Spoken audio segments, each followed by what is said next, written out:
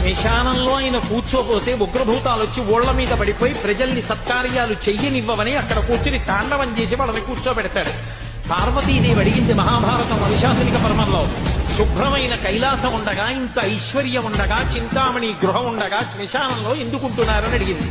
అడిగితే ఆయన చెప్పాడు, పార్వతి బతికున్న నాళ్లు అన్ని చోట్లకి వెడతారు, ఏమీ తోచట్లేదు, శ్మశానానికి వెళ్ళొద్దామని ఎవరు రారు పార్వతి.